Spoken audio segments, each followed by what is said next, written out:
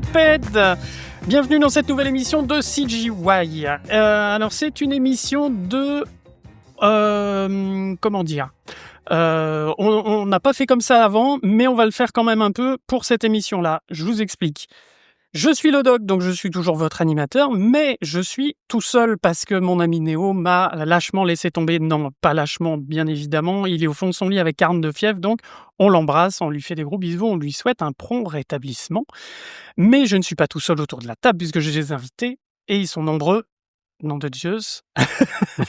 Et on n'est pas n'importe où, parce qu'en plus, une fois n'est pas coutume, encore une fois, que je fais l'émission tout seul, mais là, c'est eux qui m'ont demandé, c'est eux qui m'ont interpellé, les invités qui m'ont dit est-ce qu'on pourrait faire une émission avec nous parce qu'on aimerait bien parler de notre truc, tout ça. Et là, on s'est dit bah oui, parce qu'on voulait faire une émission effectivement sur le PFE, le projet de fin d'études dans les écoles de 3D depuis pas mal de temps. Et c'est un truc qui nous pose question quand même. Enfin, en tout cas, moi, je me pose beaucoup de questions là-dessus et on va en parler avec eux. Mais avant ça, vous savez, alors normalement, c'est justement Néo qui le fait, et alors moi, je ne suis absolument pas rompu à l'exercice, mais je vais quand même le faire. La petite page de pub pour Patreon, parce que si vous nous suivez, si vous nous écoutez, si vous nous aimez bien, eh ben, vous pouvez aussi nous soutenir pour quelques deniers. Vous pouvez devenir junior, senior et mid patréobipède sur Patreon. C'est patreon.com/CGY, si je dis pas de bêtises. Mais tout ça, c'est dans les notes de l'émission. Et puis, pour ces quelques deniers par émission, puisque c'est pas par mois, mais c'est par émission que vous êtes débité de cette somme, ben vous avez droit à des goodies, le Discord, où ça papote, où ça s'échange des tips. Et puis, vous avez droit aussi à aux émissions en avance, une semaine en avance, et aussi à la fameuse émission du CG Beers que nous allons faire tout à l'heure avec nos invités. Voilà, et on en a quand même une tripotée d'invités et de CG Beers. On va attaquer tout de suite dans le gras du sujet avec mes invités. Oui, pas nos invités, je suis tout seul. Je fais ce que je veux. Avec nos invités, donc on a Nathan à ma gauche. Bonjour Nathan. Bonjour. On a Sacha. Bonjour, bonjour. Qui sont tous les deux étudiants chez Artefix à Montpellier, école réputée, mais on en parlera. Et on a aussi Guillaume, qui lui n'est pas du tout étudiant. Plus maintenant. Mais qui est leur encadrant, qui est un des profs de l'école. Voilà. Alors pourquoi déjà, est-ce que vous allez bien ? Oui, ça va très bien. Oui. Très très bien. Ça va bien. Vous êtes donc en quelle année, les garçons ? 5e, ça fait 5 ans. 5 ans. C'est ça va ? C'est la dernière année, c'est la dernière ligne droite. On est content, oui. Ouais. Ça va bien, oui. Vraiment, Nathan ? Oui, très content. C'est pas trop, si, c'est bon. Allez, l'année prochaine, c'est le grand bain. Enfin, je vous l'espère. Et en dernière année d'école de 3D, vous avez le fameux PFE, projet de fin d'études. Comment on vous l'a présenté à l'école, ce projet de fin d'études ? En vrai, je pense qu'on nous l'a même pas présenté. En fait, c'est l'une des raisons pour lesquelles on est à l'école, c'est parce qu'on avait vu ça en premier, quoi. En gros, c'est vraiment ce sur quoi l'école va montrer son travail et tout, enfin son travail, le travail de ses étudiants du coup, notre travail. Et c'est ce qu'on a vu en premier en fait. Moi, que je me rappelle quand j'étais venu la journée des portes ouvertes, je voyais ces images. En fait, je savais même pas si c'était les étudiants qui l'avaient fait ou pas. En même temps, j'y connaissais rien quoi. Et du coup voilà, c'est les premières images que j'ai connues de l'école quoi. Donc voilà. En fait, quand on nous a dit vous faites un PFA en 5e année, en fait, on le savait déjà depuis la première année quoi. Donc ok. Voilà. Pas de souci. Et pour moi, en fait, les PFE, je dirais presque que c'est de niveau presque légendaire au sein de l'école, puisque toutes les années inférieures regardent avec des petits yeux ce que font les 5e années, comment ils font leurs propres films, etc. Ils viennent nous poser des questions, et même lorsqu'on était dans les années inférieures, on était toujours à tendre l'oreille pour voir ce que les 5e années faisaient. Et donc là, pouvoir faire notre propre film de fin d'études, c'est complètement dingue pour nous. C'est un peu bateau, mais ça fait très très bizarre d'être là, quoi, en fait, genre, parce que ça fait 5 ans qu'on attend. Voilà, et ça allait très vite, très très très vite. Maintenant, vous êtes au bord du plongeoir, il va falloir y aller. Et d'ailleurs, vous y êtes déjà. Oui. Vous y êtes déjà. Depuis un an. Alors avant ça, qu'est-ce qui vous a poussé en tant qu'étudiant, voire encore j'ai envie de dire étudiant en remontant collège-lycée, qu'est-ce qui vous a poussé à aller vers ces voies impénétrables de la 3D Mmh, et de la CGI? bah, je sais pas, est-ce que tu veux commencer là? Allez, je vais commencer. Nathan? Lorsque j'étais au lycée, je faisais des sortes de petits courts-métrages, dans les jeux vidéo. On appelle ça des machinima. Donc j'ai fait un bac S. Ensuite, ça m'a poussé à aller en BTS audiovisuel, en option montage, où j'ai appris à faire du montage et un tout petit peu à faire du compositing, notamment avec After Effects. Et lors d'un voyage scolaire où nous avons été voir le festival du court-métrage à Clermont-Ferrand, c'est là que j'ai découvert Artefix. Et en voyant les PFE, je me suis dit: «Waouh, c'est ça que je veux faire de ma vie» et c'est comme ça que je me suis retrouvé en première année Artefix. D'accord, donc ça a été direct Artefix, tu t'es même pas dit: «Je vais voir une autre école» ou quoi? Ah non, directement Artefix, OK. et dans le but, de faire du compositing. En fait, je savais même pas la différence entre le compositing, la 3D, la CG et cetera. Je connaissais rien du tout et dès la première année, j'ai découvert, le dessin, et toutes les autres aspects autour du compositing, qui n'ont rien à voir avec le compositing et dès la 3e année, j'ai pu me spécialiser en compositing et voilà, maintenant je suis en 5e année en compositing. Voilà. OK. Et Sacha, toi? Moi en vrai j'ai toujours été en mode dans le cinéma, même quand j'étais petit et cetera. On faisait des films avec mon oncle surtout, qui on a fait des westerns, absolument horribles qu'il ne faut pas revoir quoi. Mais pour le coup, je me rappelle qu'on faisait des films et lui aussi il aimait bien les effets spéciaux et par exemple ce western-là dont je parle, c'était un long métrage qu'avait fait mon oncle et il y avait déjà, un shot qu'on a refait dans notre PFE, bon à notre manière, où, il y avait, un personnage qui montait un pistolet et qui tirait. Il y avait une balle au ralenti qui allait vers la caméra quoi. Et ça, je me rappelle, il m'avait dit: «Alors ça, c'est avec Blender, c'est très compliqué et tout». Je n'y comprenais absolument rien, mais ça m'avait vraiment intéressé et du coup, je savais qu'il y avait un truc à faire avec les ordis et les images, quoi. Je n'avais pas encore trop le mot sur est-ce que c'est de la 3D, est-ce que c'est, du comp, tout ça, quoi. J'en avais aucune idée et d'ailleurs, avant je dirais la 3e année, pareil, je ne comprenais pas du tout qu'est-ce que c'était enviro, comp, et c'est à quel moment on fait quoi, je ne comprenais rien, quoi. Sans ces mots. Voilà, ça, j'ai toujours d'ailleurs, je ne comprends rien. C'est vraiment Voilà, c'est ouais, cool. c'est chaud, ouais. Le film va être horrible.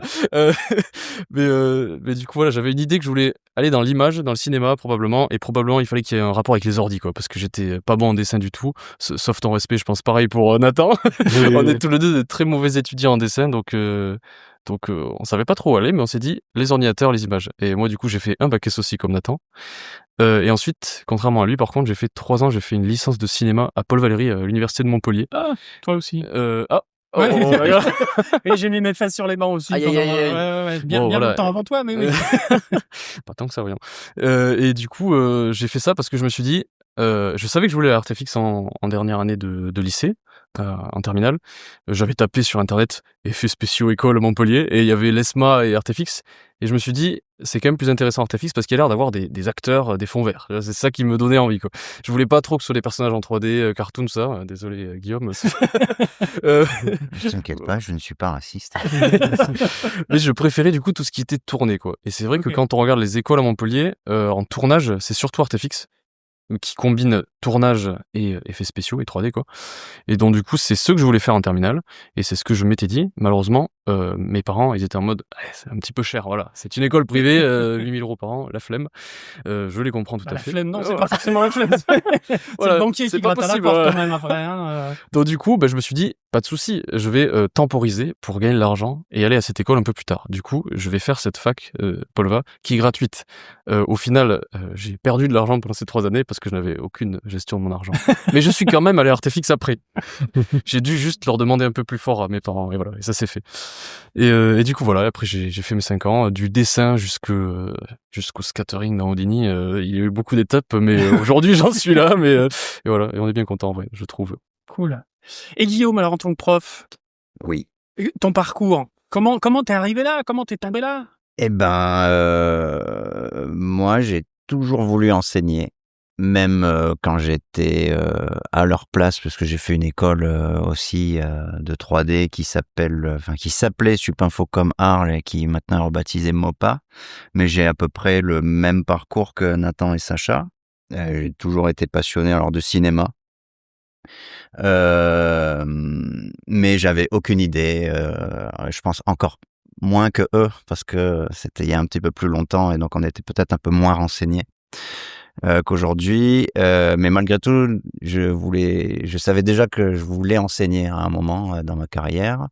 J'ai réussi à rentrer dans le cinéma de suite après. Je suis pas infocom. J'ai commencé dans le VFX, donc tu vois, moi aussi, Sacha, je sais un peu ce que c'est les fonds verts. Là. Parce que j'ai pas commencé par la full CG. Mais voilà, j'ai fait à peu près 10 ans d'animation. J'étais animateur 3D sur toutes sortes de médiums, que ça soit les films VFX chez Buff Company. J'ai bossé dans le jeu vidéo aussi chez Quantic Dream. J'ai bossé dans la publicité. J'ai fait quelques studios parisiens de publicité. Et puis, j'ai fini par atterrir à Illumination où j'ai passé 5-6 ans à peu près. Et le Covid, disons, a précipité mon choix de réorientation, enfin en tout cas de continuer dans la voie de l'enseignement parce que je considérais que c'était un challenge intéressant pour moi et que j'avais eu la chance de voir beaucoup de problématiques sur beaucoup de très grosses productions, etc. Et je trouvais l'enjeu, comme je t'en parlais avant qu'on commence, d'avoir l'occasion et l'opportunité de superviser tant de projets si variés chaque année. Quand on est passé par la production et on sait qu'on passe parfois plusieurs années sur parfois même pas un long métrage mais simplement quelques séquences, se dire que là on passe une année sur une dizaine de films qui ont tous des problématiques et des forces très différentes aussi. Moi de mon point de vue c'est un challenge qui est quasi inégalable en tout cas dans le métier en studio, ça c'est sûr quoi. Et effectivement ArtFX pour ça est assez cool parce que on a la chance et l'avantage d'avoir des films et full CG et VFX. Donc pour moi qui supervise la mise en scène, c'est génial aussi parce que justement je ne fais pas que des petits layouts 3D. Il m'en veut pour le remarque tout à l'heure, c'est terrible. Non, mais par contre, je suis ravi de cette anecdote sur le tir, hein, parce que Oui. du coup, nous, on sait de quoi il s'agit, parce que moi, je vois leur film, etc. Et j'avais aucune idée qu'il y avait un écho à ce shot-là dans ta tendre enfance, Sacha. C'est totalement inconscient, hein, mais, mais c'est fou. C'est fou. Oui, mais du coup, ça s'inscrit. Bah oui, bien sûr. Excellent. D'accord. Alors, comment est-ce que ArtFX, ça se constitue justement, c'est à partir de quand et puis comment est-ce que ça se constitue ces fameux courts-métrages? C'est-à-dire qu'on vous en parle à partir de quelle année? Comment se constituent les groupes? Comment ça se passe le scénario? Est-ce qu'on vous propose des scénarios, des thématiques, etc.? On commence à l'envisager, à vraiment l'envisager en fin de 3e année, je dirais. Parce que théoriquement, on commence en début de 4e année, mais on anticipe et on a tous très peur. Donc on fait en sorte que ça se passe le mieux pour nous, quoi. Mais c'est vrai que dans la théorie, c'est pas comme ça s'est passé en pratique. Dans la théorie, ça commence en 4e année. Chaque personne doit proposer 2 pitchs. C'est ça, hein? Oui, Voilà. tout à fait. Un pitch Absolument. full CG, comme aime bien Guillaume, et un pitch VFX, pour qu'il y ait une espèce d'égalité entre le nombre de full CG et le nombre de live action. Au final, on verra que c'est pas souvent ce qui se passe. Mais du coup, le but, c'est que chaque personne propose un pitch chacun, que d'abord, il y a un premier vote par les étudiants, je pense, pour qu'il y ait une vingtaine de pitchs sélectionnés. Et ensuite, c'est les superviseurs et les étudiants, je sais plus dans quel ordre, qui fait quoi. En tout cas, on finit avec une dizaine de pitchs, un truc comme ça, quoi. 10 pitchs qui sont validés par tout le monde. Et après, théoriquement, les équipes se constituent par la personne qui a fait le pitch. Donc la personne qui a fait le pitch, théoriquement, devient un petit peu le chef de groupe et choisit les personnes avec qui elle a envie de travailler. D'accord. Donc ça, c'est la théorie. Ah oui, alors donc, et du coup, en pratique? En pratique, tu peux peut-être le dire, ouais, Allez, Nathan? En pratique, Sacha et Léo, donc, qui sont tous les deux enviro-artistes, ont rapidement su qu'ils voulaient bosser tous les deux. Ensuite, c'est un ami à nous et moi-même qui avons été emportés dans le projet et on était tous les 4 à être sûrs de vouloir faire un court-métrage ensemble. Rapidement, on s'est dit qu'être à 6, pour nous, c'était le bon nombre qu'il fallait pour faire un PFE, pour avoir suffisamment de mains et en même temps suffisamment de contrôle, parce que lorsqu'on est trop, on perd souvent assez vite le contrôle sur les images, ça fait trop de discussions, plus de problèmes, etc. Et tu sais que dans les studios, des fois, c'est 50, 100. Hein. Bien sûr. Mais là, vu que c'est notre court-métrage de fin d'études, ça nous tient tellement à cœur que c'est très difficile de faire des concessions, et ça, on l'a bien remarqué, je pense. Oui, on l'a bien remarqué. De l'autre côté de la barrière aussi. Okay. Mais donc, c'était vers la fin de 4e année, on était 4 et il nous fallait 2 personnes en plus. Donc on était avec un FX, un comp et 2 enviros, donc il nous fallait un FX et un comp en plus. Et c'est là où on a trouvé Victor et Jonas qui, d'un point de vue capacité, c'était pile ce qu'on recherchait. Donc on les a rapidement embrigadés dans notre projet, et dès le premier été, on s'est mis à rechercher des pitchs tous ensemble. Et dès la fin de l'été, donc début de 5e année, on a commencé à faire des réunions pour se tenir au courant des pitchs qu'on trouvait, etc., pour essayer de tous ensemble trouver des histoires adaptées. Début de 5e ou Non, 4e? c'est du coup, c'est 4e. juste Ah, début de 4e Oui, année. oui, Ah oui, oui, oui. C'est en fin de Ah oui. 3e année qu'on s'est dit qu'on travaillait D'accord. ensemble, et en début de 4e qu'on a commencé à travailler sur les pitchs. Ça marche. C'est ça. Ouais. Et- Nous, on essaie de pas intervenir tant qu'on peut ne pas intervenir dans la constitution des groupes, on le fait pas. C'est-à-dire, on essaie de les faire constituer leur groupe eux-mêmes. Après, nous, on est là aussi, pas juste en tant que superviseur, mais aussi en tant qu'adulte. Et aussi, les connaître, disons, sur toute la partie soft skills, hein, qui est extrêmement importante. En l'occurrence, leur équipe, il y avait pas mal d'évidence. Je pense que moi, je savais très bien, au moment où on validait les pitchs qu'on allait choisir, je savais très bien qui de leur équipe avait proposé ce pitch, et que les 6 qui sont en équipe aujourd'hui, c'est l'équipe qui allait se constituer. Il y a Presque parfois une évidence, il y a ouais. parfois des évidences, parfois des choses un peu plus compliquées, ce qui fait que, comme disait Sacha, on essaie de proposer un système où on essaie d'assurer une parité pour avoir des films qui représentent aussi bien le VFX que la CG, la full CG, pardon. Mais chaque promo est assez unique, et il y a des promos qui ont une appétence très prononcée pour le live action. À l'inverse, il y a des promos, faut leur forcer la main pour avoir un film sur fond vert. Ça dépend vraiment des années, des tendances. Voilà, l'année où ça va être la mode de Arcane, on va en entendre parler à toutes les sauces, et ça va être très difficile de voir autre chose que ça comme pitch et comme proposition. Mais nous, on s'adapte. Mais c'est vrai que dans la mesure du possible, on essaie de les responsabiliser aussi dans la manière dont, c'est ce que disent un petit peu Sacha et Nathan, c'est que ils étaient déjà responsables avant même de commencer finalement à proposer des pitchs. Ils avaient quand même en tête l'équipe qu'ils voulaient faire, le type de film sur lequel ils voulaient bosser. Et nous, on est conscients de ça, et on essaie de les accompagner du mieux qu'on peut.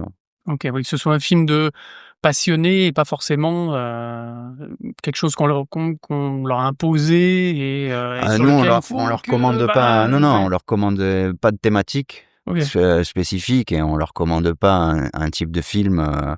On va pas forcer une promo à faire 5 films live action et 5 films full CG si ça n'est pas la nature de la promo, quoi. D'accord. On essaie d'avoir cette parité. Si elle n'est pas possible, on la force pas. Ok. Ok, mais dans la mesure du possible, qu'il y ait une mixité, quoi. En tout cas, entre les deux types. Ça fait partie de l'identité de l'école. En tout cas, l'aspect VFX. Ouais. C'est-à-dire que l'école a quand même, dans son ADN, construit des bases plutôt solides sur le fait qu'il y a aussi du tournage. On forme nos étudiants à comprendre ce que c'est une plate, faire de l'intégration. Ce qui sont des problématiques superbes, et qui peuvent leur permettre de rentrer dans le monde professionnel aussi. Donc on essaie de conserver ça malgré tout, mais sans forcément sans forcer la main si il y a une tendance à la full CG un petit peu plus présente maintenant. D'accord. Comment donc les rôles se sont répartis naturellement en fait par rapport à vos différentes spécialités. Votre spécialité, vous, elle apparaît à partir de quand? 4e ou 5e année du coup? 3e même. 3e année? En première année, on fait tous du dessin, de la sculpture, des arts traditionnels. Ouais. Tout petit peu de 3D. Quand notre promo, on a fait un tout petit peu de 3D, qu'un seul cours, quoi. Ouais. Et maintenant, ils en font plus, de plus en plus. parce qu'ils ont de plus en plus envie. En deuxième année, c'est là où on décide entre... alors, je vais pas dire de bêtises, on décide entre 3D et quoi, en fait. C'est animation 3D, on est déjà... En deuxième année, c'est quoi? Tu as 2D, 3D et vidéo? Animation jeux vidéo. Et est-ce que animation, je crois que animation, ça se décide en troisième année, voilà. Donc, il me semble que c'est c'est second semestre de troisième année, c'est ça, où vous avez décidé de vos spécialités? Voilà, c'est ça. Je pense que début semestre troisième année, c'est est-ce qu'on va faire de la 3D ou l'animation 3D ou du Cara, je crois que c'est ça. Et en deuxième semestre, on précise encore, est-ce qu'on va faire de l'enviro, du comp, du FX, ou je sais pas quelles sont les autres spé, car la mienne, c'était celle-là. Ok. Oui, donc vous avez quand même pas mal de temps de pratique, en tout cas d'apprentissage de votre spécialité. De notre spécialité, oui, c'est les 2 dernières années et demie, en fait, de spé. Bon, là, on est vraiment enviro et comp depuis 2 ans et quelques, quoi. Enfin, ça va faire 2 ans et quelques, là. Petite question, est-ce qu'on peut arrêter, là, je m'adresse plus à Guillaume, est-ce qu'on peut arrêter le cursus à la fin de la 4e année et du coup ne pas faire le film de fin d'année? Ça correspond à un arrêt des études. On fait ce qu'on veut, mais je veux dire, dans ce cas-là, on valide absolument rien. D'accord. Là, l'école délivre un diplôme en fin de 5e année uniquement. Ok, d'accord. Oui, donc le PFE est obligatoire. Disons qu'il n'y a rien d'obligatoire, mais pour quitte à venir à l'école, autant repartir avec un diplôme, c'est mieux. Et la condition sine qua non, effectivement, c'est de faire les 5 ans. C'est de faire tout ça. Ok. Qu'est-ce que vous avez utilisé comme techno pour faire votre film? Parce que là, vous avez fait un film VFX, donc avec tournage, etc. Vous sortez du tournage, d'ailleurs, il y a pas très longtemps, on enregistre, on est au mois de décembre, début décembre 2025, et là, vous sortez du tournage, c'est ça? On a tourné en septembre. Donc quand même, il y a eu 2 mois qui se sont écoulés très très rapidement et pendant lesquels on a d'abord, là c'est plutôt toi peut-être qui pourras en parler, on a traité les plates, etc. pendant ces 2 mois surtout. C'est ça, c'est l'étape de l'ingest. Donc c'est nous deux en compositing et également Sacha qui nous a aidé à le faire, où tout simplement on récupère ce que la caméra a tourné et on va essayer de toucher au minimum à la couleur, mettre dans les bons dossiers chaque plan et tout faire pour que tout fonctionne et que on n'ait pas de problème, pas d'oubli et que tout soit traité correctement pour qu'on puisse commencer à travailler dans les meilleures mesures. Ouais, c'est la première fois qu'on fait un projet d'aussi grande envergure, donc du coup il y a un pipe à suivre, ça fait peur à plein de gens. Donc on utilise Prism et du coup ça a été la première étape, c'est tout mettre aux bons endroits, faire en sorte que tout le monde sache l'utiliser. Prism, ça sert à quoi? C'est un logiciel de pipe qui permet de créer une arborescence avec plein de dossiers dans lesquels sont rangés les shots, etc. Dans tous les... Oui, donc quelque part, c'est un peu un équivalent de shotgrid, enfin shotgun, non, je sais plus comment ça s'appelle, production flow tracking. Maintenant, oui, on l'utilise également pour la production. Pour le suivi de prod, ouais. Mais pour le suivi de gestion de localisation, des assets, des fichiers, etc., là, c'est vraiment Prism pour le coup qui est utilisé. Ok. Mais les deux sont très très liés. Oui, et même du coup, lorsque l'on modifie des choses dans Prism, ça va automatiquement les modifier dans ShotGrid et inversement. Et ça permet d'automatiser beaucoup de tâches et surtout d'avoir un bon suivi en temps réel de toutes les tâches. D'accord, donc tout ça, c'est presque pour la partie production. Pas pour la partie travail, de chacune de vos spécialités. Et du coup, vous allez travailler avec quoi, Nuke, je suppose? Pour le compositing, oui, on utilise Nuke et 3D Equalizer pour le match move. Mais uniquement Nuke ou peut-être Photoshop pour certains matte painting. Ouais, et nous, en enviro et en FX, on utilise Houdini quasiment exclusivement, avec quand même de la modé et du layout qui sont faits sur Maya, tout de même, un peu de respect. Vous auriez pu faire ça sous Houdini, ou Blender, ou... Tout à fait. Blender, c'est pas trop dans notre pipe, on va dire, quoi. C'est pas trop, on l'a pas trop utilisé à l'école, quoi. Mais c'est vrai qu'on aurait pu faire théoriquement le layout sur Houdini, et d'ailleurs des anciens 5e année avec qui on est en contact actuellement, des étudiants qui ont fait le film Azimut de ArtFX, nous ont dit qu'ils ont fait le layout sur Houdini, et nous ça nous paraît complètement lunaire parce que sur Houdini vu qu'on n'a pas trop l'expérience de bouger des caméras, de toucher les courbes, ça nous paraît très compliqué. Mais bon, ils l'ont fait, donc a priori c'était possible. Mais on a quand même préféré. Sauf certains shots assez complexes qu'ils ont fait directement dans Maya. Ça j'ignorais ça. Ouais. Disons les Ils shots m'ont pas tout dit. les shots les plus complexes, en tout cas, qui avaient des problématiques d'animation très poussées. Notamment le plan séquence du fight avec les robots, qui a été pensé et layouté dans Maya. Effectivement, il y a encore des sujets sur lesquels Maya reste un incontournable, ou en tout cas facilite le travail. Mais effectivement, à l'école, on s'adapte pareil, hein, en tant que superviseur. Ça aussi, c'est un truc intéressant. Moi, depuis 5 ans, j'ai vu toutes sortes de pipes créées par les étudiants, à tort ou à raison. Ce que cite le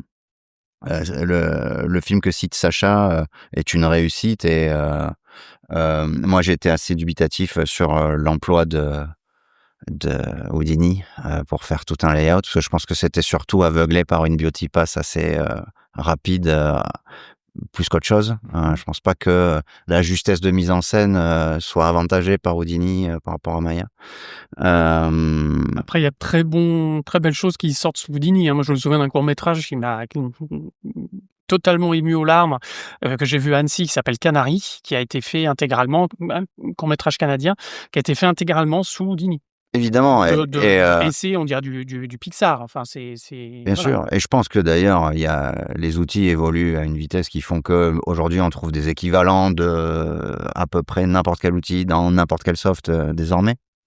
Mais c'est vrai que parfois les choses vont tellement vite qu'on manque de recul, et quand on a un savoir-faire qui est de plusieurs années sur un soft, et qu'on sait exactement le résultat qu'on va obtenir avec, et que ça fait aussi partie de leur formation d'apprendre ce truc-là, parfois on a le droit d'être dubitatif aussi. Ça veut pas dire qu'on leur interdit rien du tout, hein. Moi, j'ai déjà bossé avec des étudiants qui avaient un pipe il y a 2 ans. Il y avait un pipe, c'était du Unreal Blender à 100%. Je suis à l'aise dans aucun de ces 2 logiciels, hein, y a pas de problème. Et pourtant, je les ai supervisés du mieux que j'ai pu. Et ensuite, on leur fait confiance aussi aux étudiants. Ils savent développer un savoir-faire sur certains softs qui peut parfois dépasser la note, bien sûr. D'accord. Donc là, essentiellement Houdini pour votre court-métrage, en tout cas pour l'enviro, etc. Pour l'enviro et l'FX, oui, c'est Houdini pour tout ce qui est scene assembly, quand on met tout ensemble, quand on fait nos scatters, quand on met n'importe tous nos assets, on fait tout sur Houdini, on rend sur Houdini. Après, il y a quand même toute l'étape où on va faire les assets, et ça, on les fait dans Maya, le layout aussi dans Maya. Et en enviro, on utilise aussi Gaia pour les montagnes, parce que notre film, ça se passe en Islande, donc on a besoin de montagnes. Il faut des paysages particuliers quand même. Les paysages islandais, c'est pas n'importe quoi. Ah non, ouais, c'est spécial. Mais là, j'ai l'impression qu'on loupe au moins 5 autres logiciels qu'on utilise, mais... Si, je peux... Vas-y. Pour les textures, vous utilisez Substance Painter. Ouais, un incontournable aussi. Enfin, maintenant devenu incontournable. Et aussi, je pense que c'est important de dire qu'on a une totale liberté sur les choix des logiciels, mais aussi des moteurs de rendu. Parce que pour le coup, nous, on a choisi Arnold, même si au début, on pensait faire peut-être sur 3D Light. Mais donc, on a pu totalement choisir ça. Et il n'y a pas... Enfin, si je pense qu'il y a différents PFE qui ont la même pipeline, mais chaque PFE a fait son propre choix pour le moteur de rendu, pour les logiciels qu'il allait utiliser, pour la façon dont il veut renommer ses shots, etc. C'est complètement des choix de chaque PFE. Et donc, on a dû faire de nombreuses réunions pour faire ces différents choix, notamment pour le fait de travailler en USD ou non. C'est, je pense, le sujet qui a fait le plus débat. Et alors USD ou pas USD? USD, vous avez sauté le pas. Oui. Et alors, rapidement, en 2 mots? Je pense qu'on manque de recul pour l'instant. Et comme nous, on n'est pas vraiment les spé à qui ça facilite la vie. On est du coup comp et enviro. Je pense que c'est plutôt les FX qui pourraient en dire du bien. Nous actuellement, bon, toi tu peux pas vraiment dire grand chose parce que pour le coup tu n'as pas du tout à faire à l'USD. Mais moi, de ce que j'ai l'expérience pour l'instant, c'est quand même une énorme courbe d'apprentissage très très longue. Et pour un projet de notre envergure, je pense que c'est pas rentable pour l'instant. après peut-être que dans 5 mois je vais dire le contraire. Je commence à entrevoir pourquoi est-ce que c'est utilisé dans des grosses prods de plus en plus actuellement, mais c'est dur. C'est très dur et je suis bien content qu'on ait nos 2 FX, Victor et Clément, pour nous aider et à automatiser 90% des trucs qui sont inconcevables pour nous, qui voulons juste placer des montagnes dans une direction et mettre des herbes Je veux une dessus. montagne. Voilà, c'est ça. C'est tout ce que je veux, mais c'est tellement long. SD, FBX, je m'en fous. Je veux que ce soit là. Mais du coup, oui, on a choisi ça et en vrai, on n'est pas les seuls du tout. Il y a combien de PFE qui font ça? Peut-être 4? 3, 4 ou 5, j'en sais rien, ouais. Je crois qu'on est 3 ou 4 à être en USD et on l'utilise tous d'une manière différente aussi, donc on s'échange des infos, mais c'est quand même pas C'est non touffu. plus un long fleuve tranquille, c'est assez touffu, ouais. C'est cool. Ok. Et pourquoi pas Solaris alors? Parce que vous travaillez dans Houdini. Alors Solaris, c'est l'USD dans Houdini. Enfin, c'est l'interface de l'USD dans Houdini. Solaris, c'est le stage, c'est dans le stage context, c'est Solaris, quoi. Et Ouais. du coup, on travaille en USD, Solaris, Ok. Arnold, Houdini. Mais du coup, avec le moteur Arnold. Le moteur Arnold, oui. Mais D'accord. Solaris n'est pas un moteur, c'est juste l'interface. Et du coup, le moteur de base de Houdini, c'est Karma, je crois, si je dis pas Oui, pardon. n'importe quoi. Ouais. Et du coup, J'ai confondu les deux, c'est ok. my bad. Et du coup, pas Karma, ça a été, on l'a envisagé, surtout les FX, parce que eux, ils ont eu beaucoup de cours sur Karma XPU, qui était un petit peu à la mode récemment, parce que c'est un moteur de rendu qui arrive à utiliser le GPU et le CPU en combiné Comme de façon Wonderman, efficace, voilà. Et c'est un peu nouveau, parce qu'avant, c'était la galère, quoi. Et du coup, les FX, ils nous disaient, venez, on fait un XPU, etc. Au final, on a fait des recherches et on a remarqué que, par exemple, pour les environs, notamment en Islande où il y a des millions d'instances d'herbes et d'arbres, je ne sais quoi, la VRAM qui est utilisée par Karma XPU saute très vite quand il y a beaucoup d'instances. Du moins, c'est D'accord. ce qu'on a cru comprendre. Du coup, on n'est pas allé dans cette direction, on est allé dans le bon vieux Arnold qu'on connaît depuis la première année, depuis notre premier rendu où c'était un bonhomme en Lego. La valeur sûre. Dans quelle mesure est-ce que l'école, elle intervient dans votre PFE? C'est-à-dire comment parce que Guillaume tout à l'heure disait, moi en tant que sup, machin, tout ça, donc c'est les profs qui sont vos sup, mais qui fait les choix? Qui fait, alors vous en avez déjà un peu parlé, hein, mais est-ce que c'est vraiment votre projet et limite vous allez droit dans le mur, ils le savent, ils vous disent rien ou ils vous laissent vous planter, ils disent: «Ah, je vous l'avais bien dit» ou Non, c'est vraiment, pour le coup, je suis assez surpris. Moi, je pensais pas que ça se passait comme ça, mais c'est vraiment, vraiment notre film pour le coup. Là, ça, c'est sûr. Parce que D'accord, vous avez on, beaucoup de liberté quand on a même, beaucoup ouais, de ouais. liberté, on a beaucoup de conseils et beaucoup de direction, mais en vrai, on est relativement libre quasiment tout le temps, bon, sauf des évidences, quoi, enfin, ou des trucs où vraiment on va dans la mauvaise direction totalement. On est quasiment libre de faire ce qu'on veut, à peu près tout, quoi. Donc, on est très libre, on a des reviews souvent, et on nous donne des conseils, surtout à ce stade-là de la prod. C'est vraiment plus des conseils parce que toutes les bases, on va dire, le scénario et tout, là, pour le coup, on essaye de vraiment avoir des bonnes bases solides, etc. Maintenant, quand c'est des choix un peu plus 5e année, en vrai, on a le dernier mot, quoi. Il me semble. À peu près. Guillaume, tu confirmes ou... Oui, bah, je pense même pas que ça se dit en ces termes-là, parce que nous, on cherche pas à avoir le dernier mot sur quoi que ce soit. Moi, le seul truc dans ce que tu as dit, où je dirais on les prévient, c'est on leur dit qu'il y a un mur, hein, s'ils vont se le prendre. Après, ça fait partie de la pédagogie, et selon les personnes que tu as en face de toi, il y a des personnes, tu auras beau leur dire qu'il y a un mur, pour qu'ils apprennent, faut qu'ils le prennent. Et ça, moi, je suis personne pour leur empêcher, quoi, si vraiment ils veulent y aller. Par contre, nous, c'est de notre responsabilité. Mais là, on parle de, voilà, quand on dit il y a un mur, c'est par rapport à je ne sais pas, un conseil technique ou à un sujet qui serait évoqué de manière extrêmement maladroite ou dont il faudrait pas parler. Je sais pas, moi, l'incitation à la violence ou vraiment quelque chose pour lequel, pour le coup, l'école ne pourrait pas se porter garante. Mais en dehors de cas extrêmement particuliers comme ceci, tout ce qui est créatif, moi, je pense que, enfin, je dis pas n'importe quoi si je dis qu'ils font ce qu'ils veulent. Ok. À partir du moment où c'est justifié et où c'est fait du mieux qu'ils le peuvent, nous, on essaie juste de les conseiller après derrière. Ok. D'accord. Donc il y a pas de, ouais, il y a pas d'ingérence de l'école dans le. Il me semble pas. Après, Nathan, Plus que ça. peut-être que t'es pas d'accord. Ça sûr, il parle sous un Colt 357 braqué sur sa tempe. Non, je déconne. Non, je pense qu'on a beaucoup d'encadrants et que ils sont disponibles pour qu'on leur pose des questions, mais la plupart du temps, c'est à nous, si on rencontre un problème ou qu'on a une question, à envoyer un Google Chat ou envoyer un mail ou même aller les voir dans leur salle pour leur demander conseil. Et ça m'a fait rire que tu parles de cette métaphore d'aller dans le mur parce que je pense que c'est une des phrases favorites, de nos professeurs. Souvent ils nous disent: «Bah, voilà, là vous allez dans le mur pour ça, si vous voulez y aller, il y a pas de problème, mais nous on vous le dit, faites attention à ce niveau-là». Et généralement on les écoute et parfois on parfois on pense continue. avoir raison sur certaines choses et parfois on avait raison, parfois on n'aurait pas dû. Mais c'est le principe d'essayer, on est des étudiants et c'est pour ça qu'on a voulu faire cette école. Très bien. Est-ce que vous pensez que vous allez être mieux préparé avec ce PFE pour rentrer dans un studio?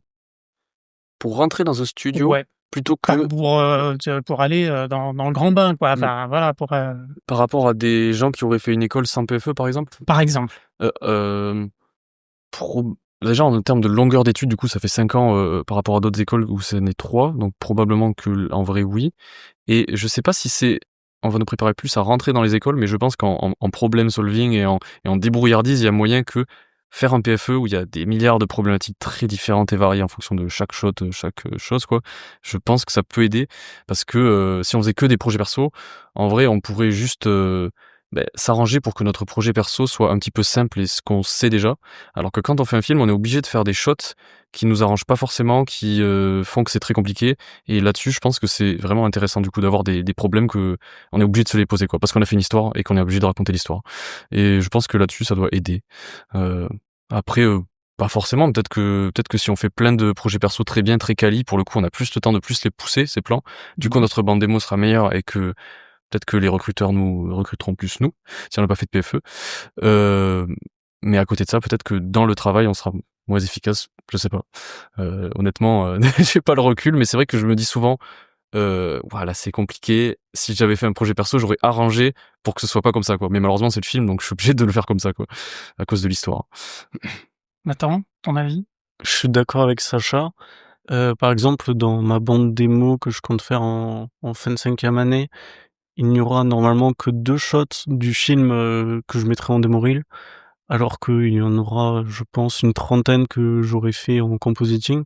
Donc ça fait beaucoup de travail qui finalement sera pas montré, mais le fait de travailler rien que dans une pipeline, avec des shots, qui doivent se suivre, avec une certaine continuité et donc travailler de façon vraiment très propre pour qu'on puisse s'en sortir.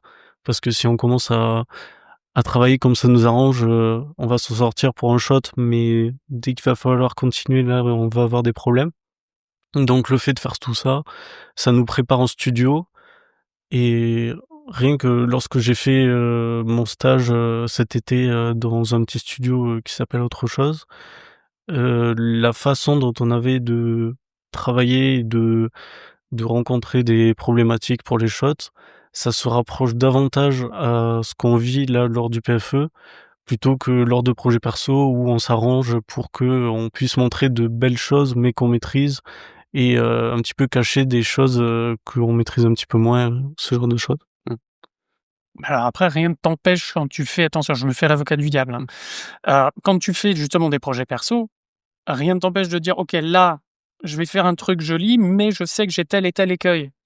Et de demander à tes profs, de dire: «Bon, bah, là, je me suis pris les pieds dans le tapis, comment je peux faire pour bosser, tout seul cette partie-là, où c'est problématique?» Alors que peut-être qu'avec votre PFE, vous êtes tellement le nez dans le guidon que, ces problématiques-là, une fois qu'elles sont passées et puis que ou vous pouvez vous arranger aussi, de dire: «Oh, on va cacher ça dans un coin, tu qu'à mettre une touffe d'herbe, hein, Sacha, vas-y!» On verra pas le contact ou la peinée dans le sol et voilà. Hem, on peut s'arranger aussi, je veux dire. Donc quelle est la différence? Et souvent, c'est plus l'inverse qui se passe parce que pour le PFE, vu que j'ai un réalisateur qui est très méchant, qui s'appelle Sacha, heu, Il a l'air terrible. eh bien, je suis obligé de me contraindre un peu à ses, intentions et donc j'ai pas le choix je peux pas me dire: «Ah ben, on va cacher ça de cette façon-là». Non, je dois faire en sorte, d'écouter au mieux, ses directives et de faire en sorte que, le shot s'approche au mieux de ce qu'il voudrait. Alors que pour les projets perso, même si oui, il y a toujours cette soif de: «Ah, si je sais pas faire ça, je vais demander» et cetera. Pour les tâches qui sont relativement très longues dans le temps, mais pas, pour autant impressionnantes, bah, il y a une sorte de système un peu inconscient où on se dit: «Ah bon, on va peut-être pas aller dans cette direction-là» parce qu'on a le total choix sur où on veut aller. En fait, c'est peut-être Du coup, aussi c'est pareil qu'un travail perso. mais c'est qu'on travaille en équipe, en fait. Je pense qu'il y a aussi Ouais. ça, quoi. On est un peu responsables, tous, d'une œuvre, mais on doit des choses aux autres aussi. Alors que si c'est un projet perso, on fait tout de A à Z, théoriquement, et du coup, enfin, d'expérience, j'ai l'impression qu'on s'octroie plus de liberté et qu'on peut plus être en mode, en fait, je m'en fous, je fais pas ça. Alors que là, le PFE, on est obligé de le sortir, quoi. Donc, s'il sort pas, il y a vraiment des problèmes, quoi. Donc, enfin, D'accord. pour nous, hein, c'est pas le Colt, hein, sur la... Est-ce que vous vous mettez des deadlines? Parce que dans un studio, et c'est pas Guillaume qui me contredira, c'est que, vous avez tant de temps pour faire telle tâche. Si ça dépasse, ça prend des sous. Là, vous avez aucune contrainte d'argent. Vous n'avez aucun justement, on parlait de flingue sur la tempe, mais des fois le client ou voilà le studio pour lequel on bosse dit: «Non, non, faut absolument que ce shot-là soit terminé à telle date, machin». Est-ce que vous mettez aussi ce genre de pression? Ou l'école vous met la pression en disant: à telle date, faut me rendre, 25 du cours et Mmh. compagnie». Bah, c'est les 2, hein, je C'est les crois. 2. Bah, oui, enfin, pareil que précédemment, ils sont quand même autonomes, même dans leur organisation, mais nous, à l'école, on organise, des milestones exactement comme en studio, on pourrait avoir, des reviews hebdomadaires, sauf que bon, là, elles ne sont pas hebdomadaires. Ces milestones, c'est à peu près 1 à 2 fois par mois, si je OK. dis pas de bêtises. Mmh. Et donc ce sont des étapes clés de la fabrication, de leur projet, et donc il y a des étapes d'avancement à valider, et après, c'est aussi ce que je te disais tout à l'heure, les équipes, c'est pas toutes les mêmes, mais on essaie quand même d'avoir un planning de fabrication à peu près, commun OK. à toutes les équipes. Donc ils sont conscients d'un certain pourcentage qui doit être validé à certaines périodes, et après c'est eux qui naviguent. Mmh. Donc avec, plus ou moins de retard ou plus ou moins d'avance en fonction des départements et des problématiques. Ça, vous pouvez peut-être être plus précis que moi Bien là-dessus, sûr. messieurs. Mais je pense que, déjà, il y a, la supervision globale du projet qui est faite du coup par les enseignants et cetera, avec les milestones 2 fois par mois. Et il y a aussi un aspect production individuelle du projet qui là est très important, qui est quelqu'un qui s'en charge au sein du projet, quoi. Quelqu'un qui est vraiment dedans, quoi. Et en l'occurrence, nous, c'est Victor, quoi, C'est un peu le prod en fait, c'est le prod, c'est le prod, c'est lui. Et du coup, c'est lui qui est sur ShotGrid, qui nous met à chacun, enfin, il voit avec chacun en combien de temps on peut faire quoi, quelles étapes de quel shot, et c'est lui qui voit si vraiment c'est faisable, quoi, chaque shot, quoi. Je dirais que la direction va plutôt regarder si le film dans sa globalité peut sortir dans les temps, et quand il y a besoin, on n'y est pas encore, mais va devoir enlever des choses, enlever des passages, etc. J'extrapole, mais mais peut-être, voilà. C'est jamais. On sent qu'il a pas envie, hein. Et nous, ça va plutôt être la gestion précise de OK, cet asset, quand est-ce que tu le modélises, quand est-ce que tu le textures, et si on fait pas ça jour par jour, en vrai, on peut pas savoir si on va réussir à faire le film ou pas, quoi. Et du coup, Mmh. ça, c'est fait par notre producteur Victor. Et dans chaque team, je pense, il y a un producteur, ou du moins il faudrait, mais je crois que oui. Mais Je crois que dans oui, chaque c'est le cas. team, C'est le cas, et chacun de ces producteurs étudiants est supervisé par Ignacio, qui fait partie de l'équipe, enseignante et encadrante, et qui lui est vraiment en charge, c'est le représentant de la production pour le coup. D'accord. et d'ailleurs, on le voit toutes les semaines, Ignacio, pour le coup. En plus des milestones 2 fois par mois. Oui, donc en gros, il joue le rôle du client, quoi. C'est ça, ouais. Qui, Oui, ou du dire prod. du dire prod, tout à fait. voilà. Oui, donc parce que il y a toujours une guéguerre entre L'Oréal qui veut pousser son truc à fond et avoir la perfection, l'image nickel, machin et tout, et on sait que c'est très compliqué. Les derniers 5% de qualité d'image prennent 3 fois plus de temps que les 95 autres. Mais en même temps, il y a les prods qui sont derrière avec le bâton à dire «Hé, hé», avec le chrono, en train de c'est dire ça. «Non, non, il faut que ça rentre dans les temps, quoi». Donc là, vous avez quand même cette problématique-là. Bah oui, il y a tous les acteurs, hein, ils sont tous là. Donc oui, il y a L'Oréal, il y a le prod et le dire prod. Alors du coup, je savais pas que ça s'appelait comme ça, mais oui, voilà. En fait, en vrai, c'est les mêmes contraintes, je suppose. Encore une fois, j'ai jamais vécu, donc probablement que ça doit être la même chose en studio, à ça près que on est tous très débutants et par exemple en prod, on n'est pas vraiment formé à être producteur, donc on sait pas si on s'y prend bien et tout. Donc voilà, on est plus formé à faire les effets spéciaux, nous quand même à la base. Oui, il y a des études de prod ou pas à Artefix? Il me semble, alors là vraiment de ce que j'ai compris un petit peu, mais je crois que on n'est pas que à Montpellier, on a une école à Lille et il y a une école qui est à Enghien, enfin à côté de Paris. Et il me semble que dans cette école-là, il y a une formation qui est spécifique à la production. Mais ça, vraiment, je suis pas ultra garant de la précision de cette information. D'accord, à prendre avec des pincettes. Absolument. Très bien. Donc ouais, vous sentez quand même prêt à la fin de votre... Une fois que vous aurez votre diplôme, alors pas en poche parce que ça se plie pas, et puis voilà, mais en tout cas en main, ouais, vous vous direz, je suis capable d'aller en studio?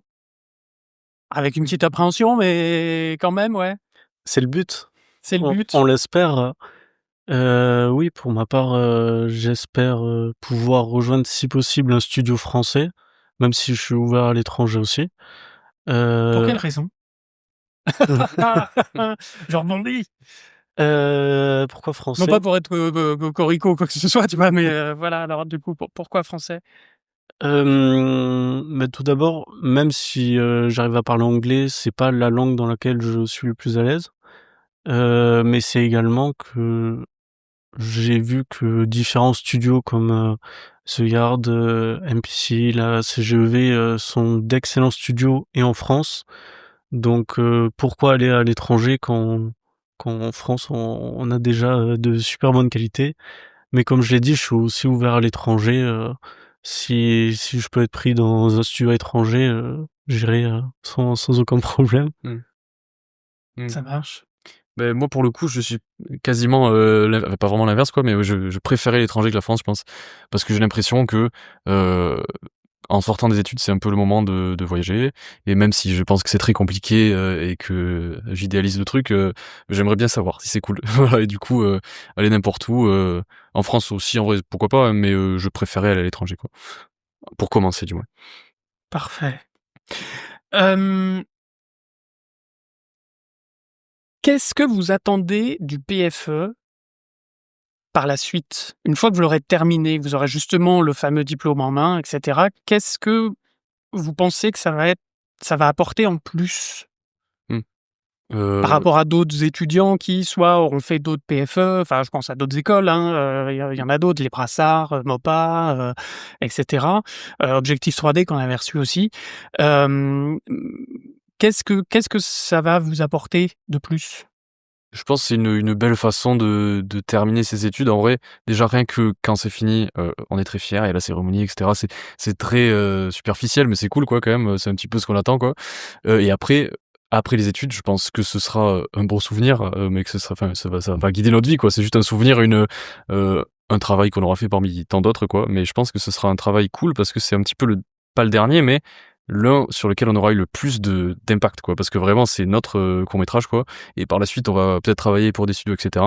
Et à moins de travailler dans des petits studios ou de devenir nous-mêmes réal ou que ne sais-je, on va probablement plus avoir cette expérience de pouvoir autant faire un truc qui nous correspond. Et je pense qu'on l'oublie assez souvent parce que on est en mode il nous faut la bande démo, il nous faut sortir, avoir du travail etc. Mais en vrai l'expérience c'est surtout de pouvoir s'amuser entre amis et de faire une œuvre qu'on a envie de faire quoi en fait. En vrai depuis qu'on est petit on a envie de faire des films avec des explosions et tout, et là on peut le faire là, c'est fou, c'est le moment quoi, c'est c'est assez touchant. Voilà. D'accord, tu penses que tu auras plus de satisfaction d'avoir fait ce film et de le montrer à, je dis n'importe quoi, 100 personnes, globalement,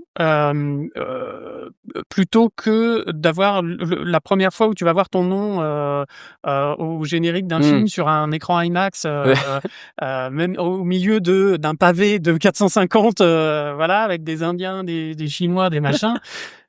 Beh, je sais que c'est vraiment pas l'avis de tout le monde, mais vraiment pas. Je sais qu'il y a beaucoup de gens qui ont plutôt hâte d'avoir justement ce nom dans le générique de je ne sais quelle grosse production. Et en vrai, moi aussi j'ai hâte, hein, mais je pense que il a pas du tout le même poids dans le film que simplement réalisateur. Voilà. C'est même pas réalisateur, c'est juste voilà qu'on était 6 dessus quoi. Ça va être trop bien évidemment d'avoir notre shot dans un grand film quoi, mais je pense que notre poids est beaucoup moins beaucoup moins important à l'échelle du film que ce PFE-là qui est vraiment à nous, quoi. Mais j'ai hâte aussi, hein, bien sûr. Mais c'est vrai qu'il y a beaucoup de gens, par contre, qui à l'inverse attendent que ça, quoi. Vraiment, ils ont hâte d'amener leur famille à une projection et leur montrer que je suis ici. Ouais. Ça va être bien. Pas des yeux, c'est ça. Et surtout, quel shot, il va falloir être prêt à le désigner au bon moment dans le cinéma, quoi. Parce que ça dure 1 seconde, quoi. Et toi, Nathan? Je suis totalement en accord avec Sacha, parce que même lorsque j'ai voulu rejoindre Artefix, c'était pas pour devenir compositing artist, c'était parce que je voulais faire ça, un PFE. Je voulais faire mon film, et donc pour moi, c'est super important de pouvoir le faire, et j'aurais mais une immense fierté, parce qu'en plus l'atmosphère va beaucoup y jouer. Lors de la première projection, on sera dans une immense salle avec un super écran de cinéma, et surtout il y aura plein de recruteurs, mais également nos parents. Et donc lorsque nos parents vont découvrir ce qu'on fait depuis 2 ans, ça va être extrêmement émouvant. Et ça, j'en ai bien plus hâte que de voir mon nom écrit au générique dans une grosse production, même si ça aussi me fait beaucoup envie. D'accord. Moi, je trouve ça très bien ce qu'il Ouais. dit. Et c'est fou à quel point c'est clairvoyant. Autant sur d'autres trucs, ils sont tout sauf clairvoyants. Mais ce qui est bien, c'est vous le savez même quand vous n'êtes pas clairvoyant. Autant là-dessus, je trouve que vous faites preuve encore une fois, vraiment le mot, je crois que c'est de clairvoyance. Parce que moi, pour avoir vécu les deux, je me retrouve complètement dans ce qu'ils disent. C'est que même si c'est génial un jour de dire à son grand frère, sa maman, son papa ou ses grands-parents, regarde, t'as vu, j'ai mis le nom de la famille là, s'ils sont restés, parce qu'il faut rester très longtemps. Voilà. Il y a rien qui remplace effectivement ce moment de partage avec sa famille ou ses proches dans un film de fin d'études, même s'il est beaucoup moins visionné. Donc moi, je trouve ça encore une fois très clairvoyant, et j'aime beaucoup votre réponse à tous les deux. C'est gentil, merci. Alors attention, je reprends mon costume, je mets mes petites cornes, ma queue fourchue, et je reprends mon trident rouge pour être l'avocat du diable. Est-ce que vous pensez pas que le PFE est un peu une vitrine pour l'école dans laquelle vous faites partie, enfin dans laquelle vous êtes étudiant? Parce que les courts-métrages Artefix sont effectivement, on en parle, hein, on va pas se cacher. Et on sait que les étudiants d'Artefix, les gens qui sortent d'Artefix sont très très bien formés. Et les courts-métrages sont superbes, etc. Sont toujours à 95%, ils sont super. Mais ça fait de la pub. Et la preuve, c'est que ça a marché sur toi, Nathan. Tu as été attrapé par cette pub. Non, mais voilà. Est-ce que vous pensez pas que c'est un peu trop une pub pour l'école? Moi, je pense déjà que... Je rappelle, avocat du diable, hein, attention. Mais oui, les PFE sont une vitrine de l'école, mais je pense pas que ce soit une mauvaise chose. On fait des visuels, et les PFE, ce sont donc des visuels, donc c'est normal qu'ils les mettent en avant, mais ça n'est pas mensonger, dans le sens où on est vraiment des étudiants de 5e année qui faisons réellement des films. Donc pour de nouveaux arrivants qui voudraient eux-mêmes faire des visuels comme ceux qu'on est en train de faire actuellement, s'ils suivent la même route qu'on a fait, ils pourront faire des visuels comme on le fait. Donc selon moi, c'est quelque chose qui est plutôt cool, le fait de montrer et de mettre en avant ces PF-là. C'est vrai qu'en fait, je me pose la question, est-ce que si en 4e année, on donnait le choix aux étudiants de faire un PFE ou pas, quel serait le pourcentage de personnes qui le feraient ou pas? Mais je pense pas qu'on nous pousse en tout cas vraiment à ce que ce soit... Enfin, on nous pousse pas à ce que ce soit la vitrine de l'école, quoi. J'ai l'impression juste, en vrai, on arrive à s'y retrouver. Et voilà, on arrive à ce que ce soit nous, quoi. Mais c'est sûr qu'évidemment, c'est cool pour l'école, quoi. Et c'est ce sur quoi elle base sa pub. Ça, c'est clair, net et précis, quoi. Mais... voilà, je pense que c'est pas utilisé négativement. En tout cas, j'ai l'impression. Ouais. Et c'est vrai que c'est pour ça qu'on est venu à l'école, donc c'est vrai que ça a bien fonctionné sur nous, quoi. Et c'est vrai que je me posais la question, avant d'entrer à l'école, à quel point c'était les étudiants qui faisaient les films, quoi. Est-ce qu'il y avait des profs qui touchaient un peu ou quoi, et en vrai, non. Donc c'est plutôt rassurant pour l'intégrité de l'école, quoi. Je pense que c'est ça la partie importante, parce que quand bien même c'est une publicité pour l'école, c'est la même pour les étudiants. Donc les étudiants bénéficient de la même qualité de cette publicité que l'école. Maintenant, comme a dit Sacha, ce qui compte, c'est est-ce que c'est eux qui sont producteurs de l'image qu'on voit? Oui, à 100%. Alors nous, on les aide, on les supervise. En aucun cas, on met les mains dans le cambouis à leur place. Ça nous arrive de mettre les mains dans le cambouis pour leur montrer comment on fait des trucs. En aucun cas, on fait les choses à leur place. D'accord. Donc le résultat final, c'est leur travail à 100%. Et du coup, je dirais c'est genre une win-win situation, quoi. Ça profite à l'école forcément parce que c'est une vitrine et elle communique là-dessus. Mais comme disait aussi Nathan très justement, ben derrière c'est des jeunes gens qui peuvent être motivés par le fait, bah tu veux apprendre à faire ces images, ben viens et tu les feras. Demain, ce sera toi qui les générera. Donc je pense que cette publicité, les étudiants en bénéficient autant que l'école. Une autre question à la limite à poser, ça serait est-ce que gagner un VES, ça favorise plus l'école ou l'étudiant? Ça, c'est une autre question.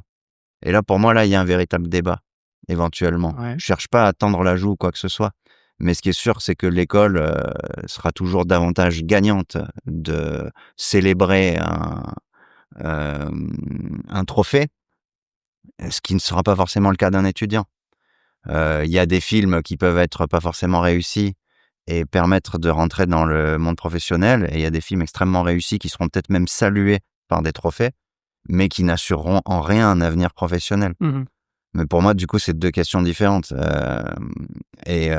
Ça, je pense que l'école n'y est pour rien. C'est très bien de gagner des choses, et moi, je leur souhaite de gagner tout un tas de trucs avec leurs films, mais par-dessus tout, je leur souhaite surtout de trouver du travail, quoi. Et oui. On y reviendra dans le CG Beers d'ailleurs. Oui, parce que c'est vrai que Artefix a souvent des VIS rookies, hein, c'est ça, hein, si je dis pas de bêtises, Je crois que l'école en a quelques-uns. Ouais. 4, je crois. quelques-uns, ouais. Il y a VES et il y a deux trucs différents. Oui, Ouais. le rookie, c'est autre chose, mais les VES, effectivement, je crois que Nathan a raison. Il me semble qu'il y en a. Comme sur le maillot. Il y en a 4. Comme les 4 étoiles que tu as Ouais, c'est fait ça. sur ton maillot. C'est ça. Donc le tableau de chasse n'est pas forcément négatif, quoi. Voilà. Ouais. C'est gagnant pour tout le monde. Ben, je pense, voilà, encore une fois, je pense que c'est deux questions différentes. Le côté, le prestige du trophée, c'est une chose, et ça, il y a malheureusement pas toujours de garantie derrière. Et à la limite, l'école en profite peut-être plus que l'étudiant. Ça, c'est une réalité. Ensuite, la vitrine et la publicité, ça, pour le coup, je pense que c'est pour tout le monde. Et la qualité d'un PFE, ça, l'école et l'étudiant en profitent tout autant. Et alors, qu'en est-il? Ça va être, je regarde un peu l'heure et il me reste encore mon interview offset. Qu'en est-il du cas où, dans un groupe, parce que ça, je l'ai vu pour avoir donné des cours à droite à gauche aussi, enfin notamment à Brassard, hein, je suis désolé. Pas de problème, Si je fais on la accepte concurrence. tout le monde. S'il y a une brebis galeuse dans un groupe, c'est-à-dire quelqu'un qui, parce qu'il y en a, et il y en a même en studio, je vous rassure, ou pas, des gens qui vont être là, des imposteurs, quoi, qui vont faire semblant d'eux, ou qui vont faire un truc un peu dégueulasse, que les copains vont rattraper, que machin, que tout ça, comment ça se passe, et qui vont bénéficier, en fait, de cette super vitrine, alors qu'ils sont pas terribles. C'est là Comment où ça se passe en tant qu'étudiante déjà, vous en tant que groupe? Je ne sais pas si vous avez le cas, visiblement non, ou si vous avez entendu parler de ça sans citer de nom, hein, on va Si pas. vous pouvez dénoncer Ouais. des personnes avec qui vous c'est le moment. travaillez. Et puis après Guillaume en tant que. Ensuite, je dénoncerai tous les autres. Voilà, on mettra la liste dans les notes de l'émission. Absolument. Non, je déconne. Non, mais je pense que, en tout cas pour l'aspect prendre le mérite des autres sur le PFE, je pense que ça va pas du tout influencer l'embauche, du moins, ce qui est un peu ce qu'on Nathan. Je crois que l'embauche, elle vient pas du PFE, mais elle vient de la bande démo. Et quand la personne va montrer ce qu'elle a fait dans le film, ben, c'est assez évident qu'est-ce qu'elle a fait dans le film, quoi.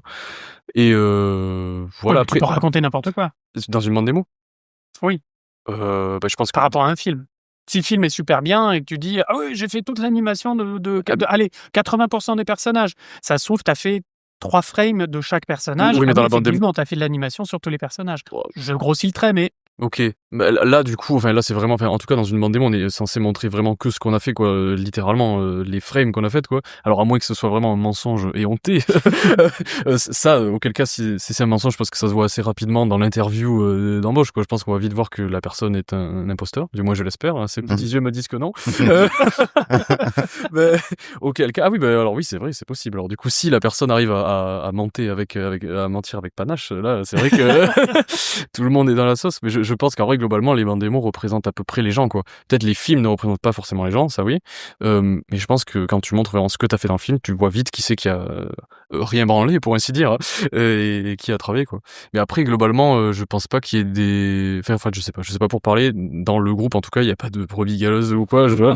Mais il y a forcément des accords et tout. Il y a des gens qui travaillent plus à des périodes, d'autres qui travaillent moins, d'autres qui se sentent plus ou moins investis dans le projet, qui se concentrent plus sur leur bande démo que sur le film à des moments ou quoi. Mais c'est globalement une espèce de grosse courbe qui monte, et les envies et les gens évoluent en fonction de l'année, quoi. Et on n'a pas tous le même taux d'investissement constant, ça c'est sûr. D'accord.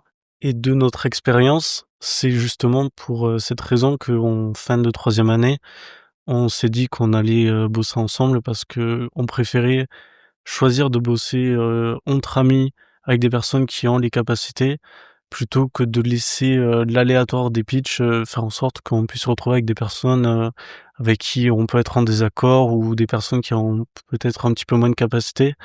Et c'est pour ça que au sein de notre groupe, on n'a pas de problème qui ressemble à ça. Et voilà, on s'est évité d'avoir ce problème, on va dire. D'accord. Vous avez pas entendu parler dans d'autres groupes ou dans d'autres années de ce genre de problématiques? Sûr que si, mais ouais, mais bien sûr que si, on va pas mentir, mais oui, si. Mais après, mais même en vrai, dans chaque groupe, il y a forcément des désaccords et des personnes avec qui on a plus de mal à travailler, quoi. C'est normal, mais c'est pas non plus choquant, quand je pense. Et je pense que ça va être ça, voilà, que comme tu disais, dans toute notre vie, quoi. Ça va forcément être ça dans tous les projets, dans toutes les boîtes, voilà, quoi. On a fait tous les deux du coup un stage cet été. Je pense qu'on n'a pas eu le temps encore de voir ces mêmes dynamiques se mettre en place, mais je pense qu'elles y sont aussi, quoi. Mais je pense qu'il faut du temps pour les voir. Et du coup, quand on travaille chacun sur notre truc, on s'en rend pas forcément compte, mais comme on est en PFE, qu'on est 6 ou 10 max, là vraiment on voit directement. Si quelqu'un fait rien, là on le voit direct, quoi. Ça, c'est pas mal. Ouais. Et Guillaume, toi, point de vue équipe pédagogique? Je pense qu'il y a 2 trucs différents. Il y a les écarts de niveau, et ça c'est un fait, et à la limite c'est pas grave, on est une école, c'est pas grave d'avoir des étudiants qui ont pas des capacités égales. Moi, en tout cas, ça me dérange pas du tout en tant qu'enseignant. Après, tu as parlé plus du cas d'étudiants fantômes ou ce genre de truc. Ça, oui, forcément, ça existe. La plupart des étudiants ici sont là par vocation et par passion, et du coup, c'est pas des fantômes, mais ça peut exister. Après, c'est un sujet entre guillemets délicat, dans la mesure où on est une école privée, donc on va pas du jour au lendemain arrêter la scolarité de quelqu'un, quand bien même il aurait une attitude fantôme. Je parle même pas d'usurper des shots ou quoi que ce soit, mais simplement de faire partie d'une équipe de 10, ou s'ils étaient 8, ça serait pareil. Ça existe, ça reste une infime minorité, mais effectivement, je crois que ça correspond aussi à des choses qui se passent même en studio. Il y a des gens qui arrivent à passer entre les gouttes. Moi, j'ai travaillé dans des studios de diverses tailles, et il y a toujours des gens, quelle que soit la taille du studio, qui sont plus ou moins passionnés, ou qui ont parfois évité certains radars, etc. Donc voilà, en tant qu'école, encore une fois, moi je diabolise pas la différence de niveau, et ça c'est pas très très grave à la limite. Et je reste persuadé qu'on peut faire de très bons films avec des niveaux qui sont plus ou moins élevés, et qu'on peut essayer de se tirer vers le haut. Après, ce phénomène-là, je pense que ça reste une minorité, quoi. D'accord. Ok. Alors, on arrive à l'interview offset à laquelle vous n'étiez absolument pas préparé. Qu'est-ce qu'il va nous sortir de son chapeau? Alors, on va faire une interview offset en un mot. Alors, attention, je vais vous dire un mot et vous allez me dire en un mot ce que ça vous évoque. Mhm. On pourra développer après.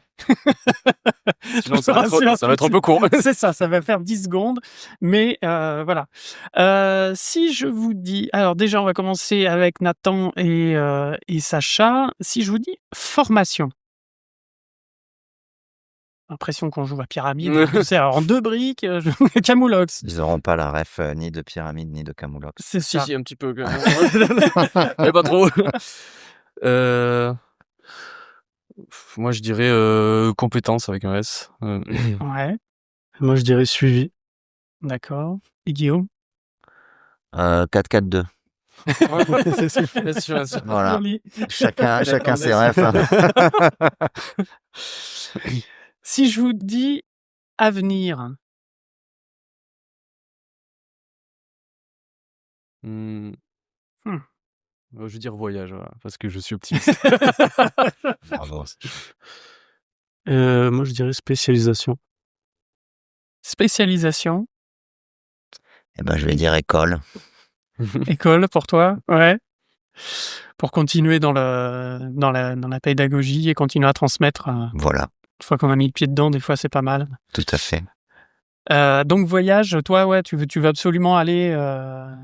Ouais, mais même au sens plus Une figuré, lumière plus juste verte. le fait de pas forcément changer de pays, mais juste voilà voir qu'est-ce qui va se passer, voyager entre les spé, etc. Quoi. Je suis D'accord. pas. En fait, c'est l'inverse de ce que ce que tu as dit en fait. C'est vraiment c'est l'opposé quoi. Ouais, c'est plutôt voyage, ouais. Possibilité quoi. Et toi, donc, tu m'as dit compétences. Non, pas compétences. Spécialisation. Dans le sens où, selon moi, là, à l'avenir, avec l'arrivée des IA, etc., je pense qu'il vaut mieux se spécialiser dans un domaine où vraiment on va avoir une maîtrise avancée, plutôt que d'essayer de un petit peu être moyen partout et au final être rapidement remplaçable par rapport à ce niveau-là. D'accord. Donc plus spécialisé que généraliste. Voilà. Si je vous dis créativité, Moi, je dirais juste image. Hein. image. Oui, image. Ok. Tu m'as volé le mot de la bouche. Son. Non, j'aurais dit image aussi. Image aussi. Ah, vous avez le droit de dire le même, hein. Ouais, C'est ouais. pas. Oui, vous avez pas. Ouais, moi je vais dire Maradona hein, pour Ouais, rester il sur le continue. Ok. Attention, hein, il a fait une main qui lui a pas. Ouais, mais c'était extrêmement créatif et on en C'était parle très encore créatif. aujourd'hui. Ah oui, c'est sûr, ça s'était jamais vu. D'accord. Créativité pour vous, c'est que l'image. Ben, alors, en tout cas, pour moi, c'est l'un des trucs qui permet le plus de créativité, vraiment. Et puis, j'aime ça, c'est le sens qu'on utilise le plus, quoi. J'aime beaucoup le son aussi, mais là, en ce moment, c'est l'image. D'accord. Oui, Et du coup, c'est. Nathan, pareil. Ouais, voilà, moi, si je suis dans cette école, c'est pour créer des images.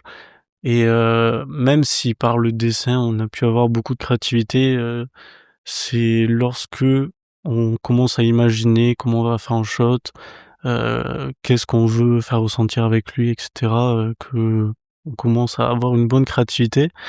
Et c'est pour ça que, pour moi, c'est l'image. Ok. Peur. Mhm. Fais-moi les malins. Instabilité, ouais. Ouais. Je dirais très gros studio. D'accord. Ça fait 3 mots. Et Guillaume. Oui, non, c'est un entraînement. Avec des tirets. Alors, je vais dire 2027. D'accord. C'était quoi le mot de base? Peur. Ah, Peur. ok. Non, voilà, juste par rapport aux élections, tout ça. Ah, d'accord, ok. Ah, j'ai cru que c'était la promo 2027. Voilà. Ça pourrait aussi, et je leur Alors. souhaite bien du courage, mais non, voilà. Donc, alors, attends. On va revenir deux Ouais. secondes. Instabilité. Toi, instabilité. Par rapport au métier, par rapport à quoi? Je pense un petit peu par rapport à tout. ça devient une séance de psy. Non, mais là, cette année, je me suis installé dans un nouvel appart, etc. Je trouve qu'on a un bon rythme, un petit peu stable, en fait. On fait toujours un petit peu la même chose, etc. Et je crois que j'aime bien. Et je crois que j'aimerais avoir ça plus tard, assez rapidement. En termes de rythme de travail, d'endroit où je suis, etc. Au final, c'est complètement l'inverse de ce que je dis quand je dis voyager. Mais bon, on va savoir. Et aussi, du coup, je sais que ça va être instable parce que le métier, qu'il y ait du travail ou pas, c'est instable en termes de l'endroit où tu es, souvent, et des pays où tu vas, et aussi même du marché et de l'offre d'emploi. Donc globalement, oui, ça fait peur, mais c'est pas grave. Et toi, c'est très gros studio, C'est ça. Nathan. J'ai dit ça parce que généralement les plus gros studios, c'est ceux qui attirent parce que ils bossent généralement sur les plus grosses productions. Mais être dans un trop gros studio, j'ai l'impression qu'il y a un petit peu ce côté être numéro parmi les employés et ne pas pouvoir trop y mettre de sa propre personnalité dans les images. Et voilà, c'est une petite peur. Mais je suis sûr que si j'arrive à travailler en gros studio, ce sera une peur qui ne sera plus réalité. Du moins, je l'espère. Ok. Et bon, 2027, élection, Voilà. on développe ou pas? Est-ce qu'il y a besoin? Non. Je suis pas sûr.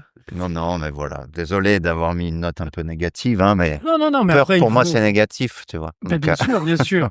Après, c'est un moteur aussi. C'est vrai. Et le dernier, alors, en un mot, plan B. Oh. Alors, le premier truc que je pense... Bon, je dis le premier truc que je pense, c'est bachata, hein, voilà. C'est de la danse, voilà. D'accord. C'est de la danse. Ok. Surprenant. Moi, je dirais le match move. Si j'arrive pas à être en compositing, je sais que traquer des caméras, c'est limite une passion pour moi. Donc, devenir match move artiste, pourquoi pas. Ok. Et Guillaume? La cuisine. La Oui. cuisine. Ok. Très bonne réponse. C'était ma deuxième réponse. Non, danse, pourquoi? Parce que j'ai l'impression que en vrai, je m'y retrouverai jamais si c'est pas un truc créatif. Donc en vrai, oui, la danse, c'est le son un petit peu, mais c'est aussi le sport. Et j'aime beaucoup en ce moment. J'essaie de garder un petit peu de ça pendant que je fais cette école qui est très demandante en termes d'emploi du temps et d'investissement constant. Mais je pense qu'il faut toujours garder, même si c'est un peu triste de l'appeler plan B, mais une autre passion, quoi. Un autre truc qui te rend très heureux créativement. Et en même temps, c'est de l'image aussi, la danse. Oui. À regarder, c'est tout aussi agréable que C'est vrai. ça pratiquer. Pas autant que si vous me regardez, ça va pas être ainsi. Mais... Bien sûr. Je suis pas là pour juger, tu m'as jamais vu danser. Mais très bien. Eh bien, merci pour cette première émission, pour ce tour d'horizon du PFE chez Artefix, et puis globalement un peu du PFE, j'ai envie de dire un peu dans toutes les écoles qui le font. Après, suivant plus ou moins pousser les curseurs, la liberté, tout ça, mais on a parlé de tout ça. Et on va revenir dans plein de trucs, parce que j'ai encore plein de choses sur mon petit carnet pour parler sur le CG Beers avec vous. En tout cas, merci à vous. Bon courage pour la fin de votre PFE, du coup, parce que là, il vous reste le gros du boulot. Ouais, C'est ça. 20 semaines, j'ai compté, voilà, c'est chaud. D'accord, mais t'en es à faire des croix dans non, c'est terrible. Non, sur le mur, ouais. Dans les chiottes et tout ça, d'accord. T'es prêt pour le studio si tu comptes en semaine, c'est très bien. En heure. Hein. Et puis, à bientôt, peut-être dans un studio. En tout cas, suivez-les, ces garçons. Quant à nous, on se retrouve bientôt dans une autre émission. On essaye de les faire un peu plus régulières. On est un petit peu moins régulier que les années précédentes, mais on va rattraper le retard, ne vous inquiétez pas. Et on a encore plein d'émissions derrière, de gaming, je crois qu'on en a une sur l'IA aussi qui devrait pas tarder à arriver. Voilà. Plein d'invités qu'on va recevoir dans CGY. Donc CGY n'est pas mort, ne vous inquiétez pas. Gros bisous les bipèdes et à bientôt. Ciao.